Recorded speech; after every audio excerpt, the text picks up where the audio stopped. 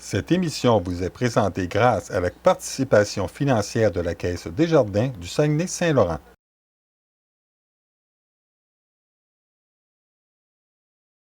Bonjour mesdames et messieurs, j'espère que vous allez bien et bienvenue à ce nouvel épisode de la saga À nous la côte! Nous sommes Thérèse Fortier Et Sarah Villemer. et nous sommes heureuses de vous accompagner tout au long de l'été avec un nouveau concept d'émission fruité et léger. Et aujourd'hui, on va sortir de notre zone de confort et on va remplir un petit peu notre bédaine, Thérèse, parce qu'on fait un spécial gourmandise, spécial cuisine. Donc, on est allé rencontrer nos artisans culinaires du coin.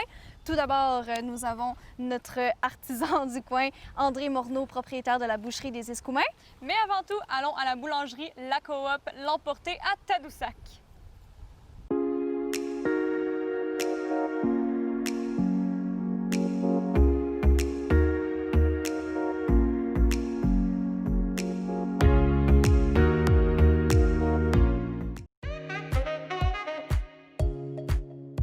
Donc, nous sommes présentement avec deux des trois propriétaires de la coop boulangerie à l'emporter, Galadriel B. Landreville et Karine Vivier. Bonjour! Bonjour. Salut! Ben, la boulangerie, elle existait déjà depuis 25 ans ici à Tadoussac. Puis elle était à vendre, possiblement à vendre. Donc nous, on était intéressés à reprendre ce commerce-là qui était quand même unique dans le village. Puis on voulait diversifier l'offre alimentaire. On voulait pas qu'il y ait plus de boulangerie dans notre village. Puis on voulait être créatif et pouvoir... on est des cuisinières à la base, là, donc on voulait pouvoir exploiter notre potentiel ici. Bien, une coopérative, en fait, c'est une forme d'entreprise qui est basée sur un membre, un vote. Donc, c'est pas nécessairement comme l'argent qui est mis dans l'entreprise qui fait que tu as plus de votes ou non. Donc, chaque personne a sa parole à part égale. Nous, comme c'est coop de travailleurs, bien, en fait, la ristourne est donnée au prorata des heures travaillées. Puis, comme c'est une coop de travail, bien, le but premier, c'est d'offrir du travail à ses membres. Nous, on est encore les trois mêmes membres fondatrices. On a eu des membres parfois qui se sont ajoutés, mais la vie les a amenés ailleurs. Mais on est toujours les trois mêmes membres, puis on a environ 12 employés. Nous, on a des pains, des viennoiseries, on fait un peu de pâtisserie. On travaille aussi beaucoup des produits végétariens. On essaie de faire de plus en plus végétalien, mais aussi de la viande. Mais notre but, c'est vraiment de varier l'offre alimentaire dans notre village. Donc, on fait tous nos végés pâtés, on fait des sandwichs au falafel. C'est sûr que cette année, notre réalité est un peu différente avec ce qui se passe au niveau du tourisme puis côté COVID. Mais on a vraiment diminué notre variété de produits, mais notre but, c'est encore d'offrir de la variété puis d'offrir des produits peut-être un peu plus exotiques, mettre de la coriandre, des épices qu'on ne retrouverait pas ailleurs. On fait de la pâtisserie, puis on essaie aussi beaucoup de travailler avec les produits de la Côte-Nord, fruits de la Côte-Nord, mettre en valeur aussi les producteurs quand c'est possible pour nous. Mais c'est vraiment un petit réseau, la Côte-Nord, fait qu'on se connaît toutes quand même à travers la table bioalimentaire où on se rencontre dans des événements, fait que c'est vraiment du cas par cas. Des fois, c'est des producteurs ou des gens qui font de la transformation qui nous approchent. Des fois, c'est nous qui les approchent si on aime leurs produits ou on a entendu parler d'eux. Puis au niveau des matières premières, bien, on essaie de travailler avec soit de la cueillette sauvage ou des produits aussi qui sont cultivés sur la Côte-Nord quand c'est possible. Mais comme c'est un nouveau milieu agricole, il n'y a pas tant de variétés, fait qu'on essaie de favoriser ici. Mais des fois, on n'a pas le choix de se revirer vers des fromageries d'ailleurs. Fait que ça. Mais notre but, c'est aussi de parler des producteurs ici dans la région. On va nous-mêmes cueillir aussi des Oui. fois quand on a le temps.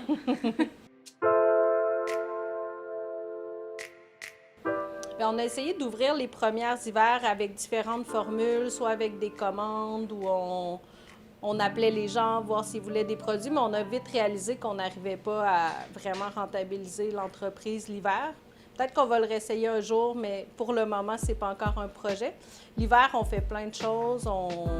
Karine travaille à plein d'endroits, plein de beaux projets. Moi aussi, je travaille dans mon ancienne vie en joaillerie. Je prends des petits contrats ici et là quand je peux pendant l'hiver.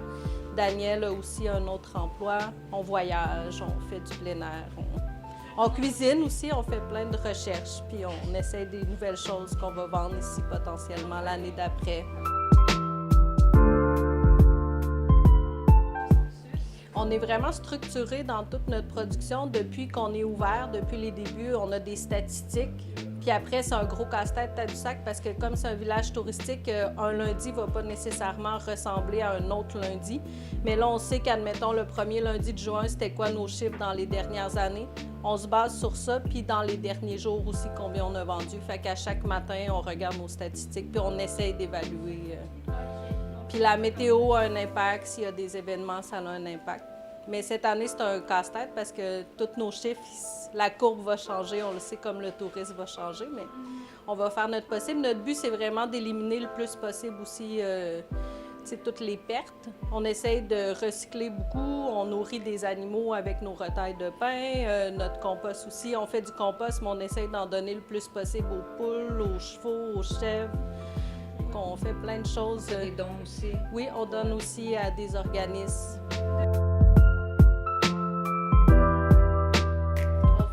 Fermentation lente. Fait que toutes nos pâtes de pain sont faites comme la pâte qu'on a faite la nuit dernière, elle va être façonnée la nuit prochaine. Fait que ça permet d'avoir un pain vraiment plus goûteux, puis plus de contrôle aussi au niveau de la levée. Ça fait peut-être 5 ans qu'on a choisi de travailler comme ça. Puis aussi, il y a 5 ans, on a décidé de vraiment diminuer notre variété de pain parce que c'était rendu très compliqué de gérer les produits. Fait qu'on a choisi 3 pains qu'on a toujours. On a un fromager qui est fait avec du cheddar fort. On met des gros morceaux de cheddar fort. On a une miche nature. On a un pain 9 grains germé et sésame. C'est nos pains de base. Puis quand les boulangers ont le temps puis sont à l'aise, ils s'amusent. Là. Des fois, ils font des pains aux noix, des pains aux épices. Puis on a aussi toujours un petit pain brioché qui est avec idéalement un fruit de la Côte-Nord, mais des fois, on flanche, on fait noisettes pralinées ou noix de coco au chocolat. On a nos classiques qui reviennent là, d'une journée à l'autre. Puis on a la baguette aussi qui est un incontournable. Ah, les viennoiseries, c'est quand même un processus qui est quand même assez long aussi. Ça prend presque 72 heures pour arriver à un produit final. Dans le fond, parce qu'on commence 2 jours d'avance pour faire les pâtes, on les fait... Il faut les faire reposer longtemps quand même et en plusieurs étapes. Il faut tourer avec le beurre, tout ça pour avoir le beau feuilletage qui est si bon. Puis après ça, il faut tout façonner. On façonne tout à la main, chaque petite unité est toute façonnée à la main. Puis ensuite, là, il faut faire reposer encore, il faut les faire lever, les sortir, les faire lever, ensuite les cuire. Donc ça prend, on commence 2 jours avant pour que le produit arrive, disons, le matin. Notre café, évidemment, c'est un café bio-équitable qui vient de Chicoutimi, du café Cambio. Parce qu'il est équitable, mais aussi, nous, en tant que coopérative, on a quand même un devoir de... c'est pas un devoir, mais on s'encourage beaucoup entre coopératives. C'est une coopérative de travailleurs aussi, comme nous. Donc, on prend leur café, puis il est bon, ils ont plusieurs variétés, puis on a un mélange pour nous aussi. Donc, on a un très bon service. C'est le fun d'avoir un café qui nous plaisait vraiment à nous, puis qui allait bien avec notre machine, puis tout ça. Donc, c'était voilà. Puis on vend aussi des thés de la maison Camellia Sinensis à Québec puis Montréal. On fait des cafés de céréales. On a des cafés glacés depuis 2 ans aussi. On s'est équipé pour pouvoir offrir un peu ça. Parfois, on fait des thés glacés de camélia quand c'est des journées chaudes aussi. On essaye de s'amuser. Puis notre café, il est 100% équitable, mais le Café Cambion a réussi à nous faire une recette qui est faite avec des coopératives de producteurs. Je crois que tu vas être d'accord avec moi sur ça, Sarah, mais ça fait des années qu'on entend que l'achat local, c'est bon pour notre pays, notre province et même l'environnement. Effectivement, Tu vraiment. as entendu ça, toi Ben aussi, là, il y a quelquefois, tellement hein? d'articles, on en voit tellement des reportages, ça n'a plus de bon sens. Et aujourd'hui, on va en faire un autre. Parce que c'est important, comme je viens de dire, pour l'environnement, pour nous, pour l'économie et tout ça. Mais ça peut être difficile parfois à incorporer dans notre cuisine et dans notre quotidien à aller chercher. Donc, c'est pour ça qu'on a fait une petite recherche du pourquoi et du comment acheter et cuisiner local. Oui, vraiment, parce que là, on va commencer dès le début. Il faut démystifier le mystère. Il y a beaucoup de gens qui disent « Ah, mais je préfère aller dans des grossistes parce que ça coûte moins cher, je vais en avoir plus pour mon argent et tout. » Mais sachez que c'est très important de savoir que lorsque vous achetez local, ça peut coûter moins cher. Ça va coûter moins cher, surtout lorsque vous êtes en saison estivale, parce qu'on va se le dire, l'hiver, c'est un petit peu plus difficile de se trouver des bonnes asperges du Québec fraîches. Mais si on fait des récoltes estivales, bien, sachez que les produits vont être moins chers qu'à l'ordinaire dans nos épiceries. Donc, c'est là qu'on peut s'acheter et s'approvisionner. Acheter aussi en vrac, en grande quantité, parce que c'est là qu'on peut faire... dans le fond, des confitures, on peut Absolument. on peut empaqueter tous ces produits-là pour faire toutes les bonnes choses que vous voulez. Et sachez qu'il y a plus de 22 000 produits locaux au Québec qu'on peut acheter, des produits frais. Donc, c'est beaucoup. vraiment bon à savoir. Donc, c'est pas vrai que ça coûte moins cher acheter local, surtout en période où est-ce que l'agriculture bat son plein. Et on manque pas de produits, hein. Mais par exemple, ça peut peut-être être un petit peu plus difficile de l'incorporer dans notre vie et tu sais, d'aller à l'épicerie et se demander un petit peu, qu'est-ce qui est local, qu'est-ce qui l'est pas, comment je fais. Donc, on a fait quelques trucs, on en a trouvé en fait qui marchent pour nous, je crois. Et mon premier truc que je peux te donner, c'est de se renseigner sur les fruits et légumes de la saison. C'est toujours plus facile d'arriver à l'automne et de dire, les navets sont en saison, on fait des recettes de navets, de courges, etc. C'est important aussi de se fier peut-être aussi aux gens qui travaillent dans les épiceries, hein? À nos commerçants aussi, si vous allez dans les marchés, mais à vraiment posez-leur des questions. Quand est-ce que les produits vont arriver? Quand est-ce que c'est bon de les consommer? De les mettre en canne et tout. Donc ça, c'est vraiment important. Renseignez-vous autant sur Internet qu'à la télévision, mais aussi aux personnes, aux agriculteurs lorsque vous êtes dans les marchés et les épiciers aussi. Ils sont là pour vous aider.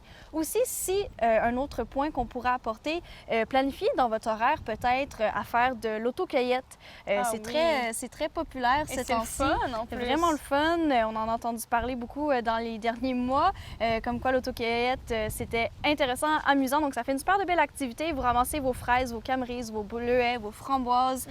Puis même sur le coup, vous pouvez aussi encore économiser si vous voulez de ce côté-là. Donc, vraiment une belle activité à faire en couple, tout seul, en famille. Ça vous permet d'économiser et puis vous savez aussi quels produits vous pouvez utiliser en temps estival. Et pour finir, je reviens sur un petit point que tu as mentionné tantôt, les conserves. Ça peut paraître peut-être épeurant, hein, dit comme ça, un peu, je dirais, difficile à manipuler, à manier, mais c'est vraiment un art qui est facile à apprendre, je crois. Oui, mais je pense que ça prend de la motivation, Teresa, parce qu'il faut acheter ses conserves. Il faut acheter, dans le fond, ses pots maçons, il faut les stériliser et tout. Mais c'est vraiment, si, admettons, vous en achetez une grande quantité, ça vaut la peine d'aller faire sa sauce à spaghetti, de faire ses asperges marinées, ses navets, vraiment préparer d'avance. Puis là, quand arrive l'hiver, ben là, vous goûtez les saveurs de l'été en plein mois de janvier. C'est merveilleux. Et voilà. Et pas juste les conserves aussi, on parle de sous-vide et de congélation. Hein. Aussi facile que ça puisse paraître, c'est des bons trucs pour garder, comme Sarah l'a dit, les goûts du Québec dans votre assiette. Faites-en des potages, c'est important. On est présentement aux Escoumins, plus précisément à la boucherie des Escoumins en compagnie d'André Morneau. Comment vas-tu? Ah ben ça va très bien. Nous, on s'occupe de l'administration de la boucherie Escoumins depuis 17 années déjà. Et puis, on a acheté la boucherie à Florent-Tremblay. Dans le fond, c'est une relève. Et puis, on a fait affaire avec la SADC et le CLD pour le démarrage de boucherie Escoumins.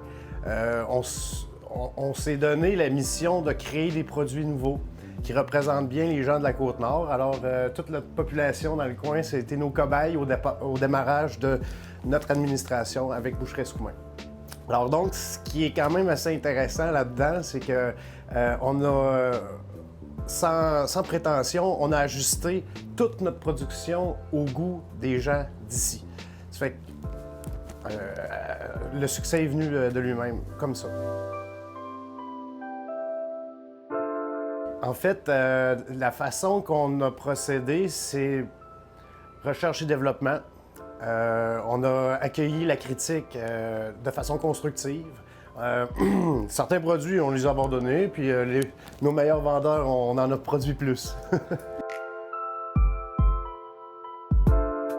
Bien, en réalité, là, c'est la charcuterie artisanale. Vous avez vu notre pancarte à l'extérieur. Notre mission à nous autres, c'est vraiment de faire ce que les autres boucheries prennent peut-être moins de temps de faire.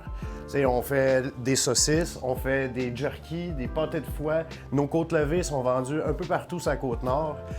On a été chercher aussi des partenaires commerciaux comme la microbrasserie de Tadoussac, puis la cantine La Petite Franquette à Forestville. Ça fait qu'on s'est quand même étendu avec des ententes commerciales qui étaient favorables pour tout le monde. Autrement dit, on ne veut pas des concurrents, mais des compléments. De cette façon de voir-là, on est une solution au manque de main-d'œuvre de plusieurs autres commerces. Celui qui porte notre réputation le plus loin, ben, c'est les jerky de bœuf, puis les côtes levées. Effectivement, on n'utilise pas toutes les sortes parce que là, les goûts des clients vont varier. Puis plus on fait de variété dans un produit, plus les produits sont concurrents les uns des autres. Fait qu'aujourd'hui, pour votre réponse, c'est que la sauce traditionnelle, c'est moi qui ai fait. Mais on fait affaire avec un saucier qui vient du Saguenay-Lac-Saint-Jean qui s'appelle Roger. Lui, il fait notre sauce au whisky barbecue et puis c'est vraiment très bon, là. On en vend beaucoup. Bien, le plus possible, oui. Mais en fait, ça fait déjà quelques années qu'on s'approvisionne uniquement en viande québécoise, sinon canadienne. Ouais. Tout à fait. Mis à part le secret de production, c'est une recette que j'ai rapportée de France. J'ai fait un voyage là-bas de formation. Ça a duré un mois. Et puis, j'ai visité toutes sortes de boucheries. Il y a des boucheries, des abattoirs. J'ai travaillé dans les abattoirs, j'ai travaillé dans les charcuteries, j'ai travaillé dans les marchés publics. J'ai touché à tout, dans la restauration aussi. Fait que la salade de viande salée, c'est un secret de plusieurs générations là-bas. C'est Stéphane Robert qui m'a donné la recette. Ça n'a pas été une donation écrite, il me l'a expliqué comme ça, verbalement. J'ai adapté sa recette au goût des Québécois. Et puis ça, c'est quelque chose qui est assez unique. Il n'y a que nous qui fait ça. Oui. Bien, une boucherie, c'est un commerce qui se veut un peu festif, dans le sens que on est impacté présentement par le COVID, mais pas tant que ça, parce que les gens avaient vraiment hâte du déconfinement, puis de sortir le barbecue, puis tu sais, la clientèle va à la boucherie habituellement lorsqu'ils ont planifié un repas. Tu sais, c'est pas l'endroit tant que ça que les gens ils viennent magasiner. Habituellement, mon téléphone il sonne quand quelqu'un a vraiment une idée particulière à me demander. Là, tu sais, c'est sur mesure. Oui, mais vous voyez, pendant cette année étant une année très particulière, on a dû modifier notre façon de travailler parce que, justement, on a fait nos devoirs comme commerçants. On s'est mis des plexiglas, on a mis à disposition de la clientèle du savon, puis on a installé un ventilateur qui pousse vraiment toute l'air dehors. Mais au démarrage ce printemps, on a travaillé, j'avoue, un peu caché. La porte fermée, on répondait au téléphone, on montait les commandes, puis on s'est procuré aussi une machine Interac sans fil pour pouvoir faire payer les gens directement dans leur auto. C'est toutes des mesures un peu spéciales qu'on a prises cette année. Mais en faisant ça, c'est sûr qu'on s'est fermé un peu aux curieux qui sont touristes. Là. Mais bon, là, le déconfinement est arrivé et puis on va accueillir nos gens avec le sourire. Hey, je le sais. Ben, j'imagine j'imagine que c'est parce qu'on offre un service qui est très particulier. Tu sais, si la personne, on vient qu'on connaît tous nos clients personnellement. Alors donc, on sait d'une visite à l'autre exactement l'image que le client a dans la tête quand il nous fait une demande. Tu sais, ça parle, ces choses-là. Je ne veux pas nommer personne, mais on sait très bien, les gens savent à quoi s'attendre ici, là. Comme je disais tantôt, les steaks, il faut qu'ils soient parfaits. Puis ça, c'est une mission qu'on s'est donnée. Ça veut dire que dans les organismes qui offrent des produits alimentaires en donation, les OSBL, comme on a le Nordais, on a le centre de dépannage des Nord-Côtiers, bien moi, je suis certifié pour m'assurer de l'innocuité de ce qui va se transiger entre le chasseur puis la personne qui nécessite de ces produits-là. Oui, tout à fait. À partir je dirais de la mi-septembre, la boucherie, pour cette période-là, pour la vente au détail, on arrête ça. On fait une grosse vente là, pour les chasseurs puis les familles, tout ça, avant cette période-là. Puis pendant cette période-là, la porte est barrée en avant, mais on répond au téléphone puis on entre des quartiers d'Orignal tout l'automne jusqu'à la fin octobre. Là, on est 100% sur le débitage de gibier pour les chasseurs. Fait que c'est une période très compliquée, mais c'est quand même génial parce qu'on offre un service de débitage clé en main. Autrement dit, on accueille les quartiers, ils sont pesés, identifiés correctement, puis entreposés chez nous. Ensuite, tout de suite, on est capable de donner le prix de l'opération. Après ça, cette viande-là, elle est débitée, identifiée en même temps qu'elle est mise sous vide, puis on la fait congeler avant de la redonner aux chasseurs. Donc là, quand je vous dis que c'est compliqué, c'est qu'il faut donner des rendez-vous, il faut que les gens arrivent à l'heure, faut que ça se passe bien, sinon ça ne fonctionne pas. Bonjour mesdames et messieurs et bienvenue à votre tout nouveau quiz, le quiz Ricardo. Nous sommes Teresa Fortier Et Sarah Villemer. et aujourd'hui, on a quelques panélistes pour goûter aux ingrédients de la côte. Oui, vraiment Teresa, des bons produits d'ici qu'on va essayer de les faire découvrir à nos panélistes que nous présentons aujourd'hui. Donc nous avons Mathieu, Caroline, Madeleine et Claudia. J'espère qu'ils vont apprécier le tout. On va aller voir leur réaction tout de suite. Allons-y.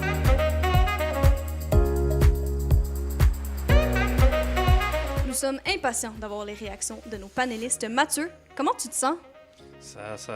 Par mon bras, ça va très bien. Je suis très fébrile de découvrir la gastronomie de la Côte-Nord. Génial. Et de ton côté, Caroline? Écoute, moi, je sais que ça va être des produits de qualité. Je suis vraiment excitée de faire ça. Et Madeleine, pour ta part, comment tu te sens? Ben, j'en pense pas moins. Je suis bien excitée. OK. Et pour finir, Claudia, comment tu te sens? Très hâte de goûter à tous ces bons produits. Alors, commençons sans plus attendre.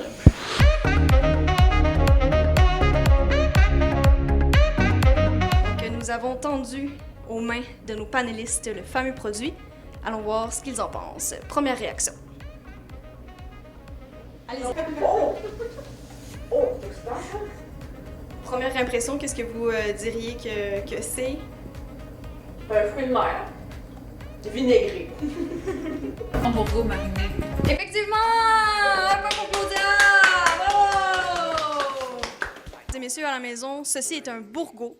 Donc, un petit bourreau qu'on peut retrouver dans le fond, dans le fleuve du Saint-Laurent, hein, Teresa? Oui, et à la poissonnerie Manicouagan et d'ailleurs dans toutes les poissonneries de la Côte-Nord.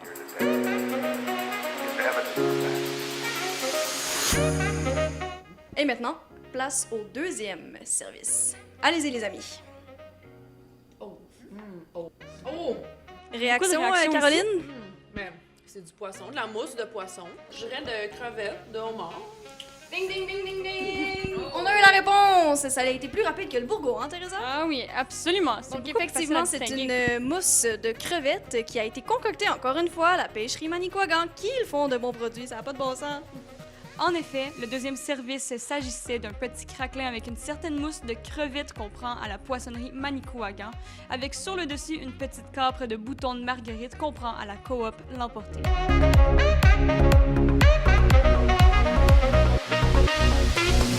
Troisième service. C'est parti! Bon,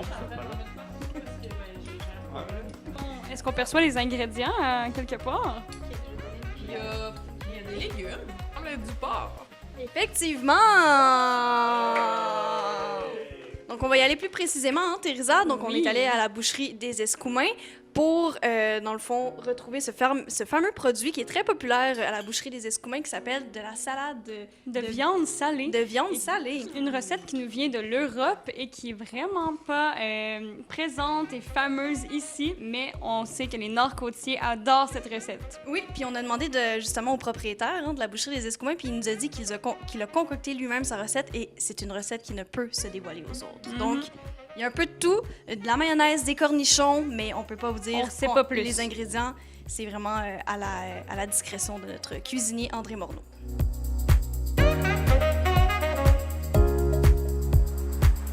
Il s'agit du 4e service, l'avant-dernier repas. C'est comme un petit prosciutto, ça. Oh, damn. Ah ouais, C'est bon. c'est de la charcuterie, ça. Ah, ben c'est de la dinde. Ça s'approche, mais ce n'est pas de la dinde. Oh!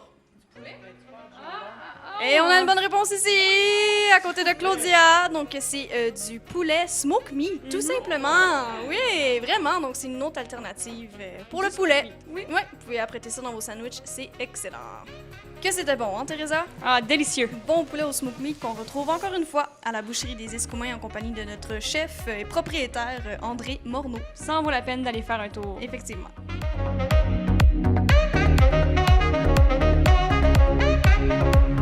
On parle ici du tout dernier service, la cerise sur le sundae, le dessert. Les amandes. Moi, je suis rendue au morceau. Non, pas tout à fait. Un petit fruit nord-côtier. Pas de la cabrise. Ah, on a une réponse ici. Ça, c'en est une partie. À la camerise, un Et morceau. voilà. Et voilà. Il faut mentionner aussi que le muffin avait de la seigle dedans, c'est ça, hein? Ouais. Manger. Donc, nos panélistes, Teresa, ont vraiment eu le palais fin, c'est comme ça qu'on peut le dire, hein? Oui, en effet. Pour côté dessert, explique-nous un petit peu les desserts qu'on a présentés aux amis. Eh bien, on avait 2 desserts qui venaient encore une fois de la coop L'Emporter. Premièrement, on avait un muffin à la camerise et à la seigle. Et le deuxième morceau, c'était une brioche à la pâte d'amande avec encore une fois de la camerise. C'était délicieux. Vraiment, on a vraiment eu de très bons commentaires et c'est le fun parce qu'à la coop L'Emporter, ils font des produits nouveaux à chaque jour, donc ils se réinventent tout le temps. Peut-être qu'il va être sur vos tablettes très bientôt, ces 2 produits-ci.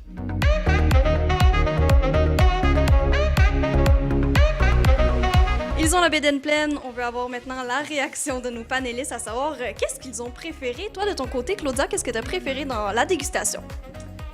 La petite mousse, c'était délicieux. La salade de viande salée, je veux dire, c'était vraiment croquant. C'était délicieux. Bravo, la Côte-Nord. De très bons choix, effectivement. Madeleine, de ton côté?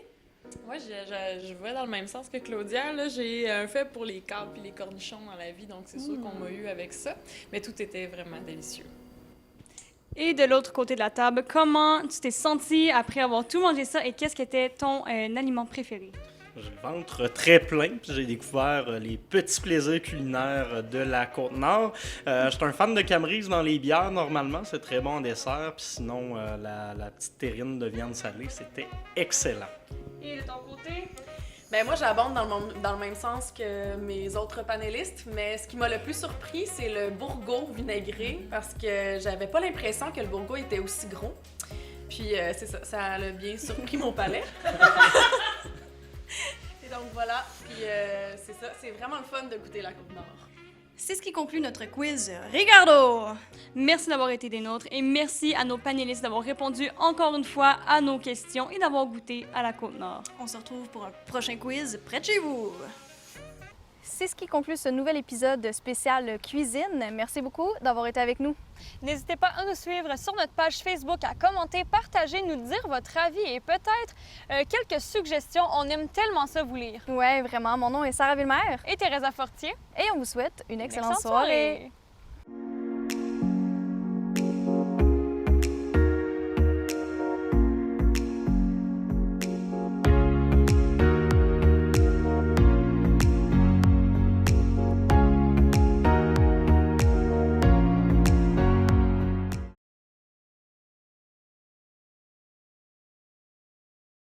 Cette émission vous a été présentée grâce à la participation financière de la Caisse Desjardins du Saguenay-Saint-Laurent.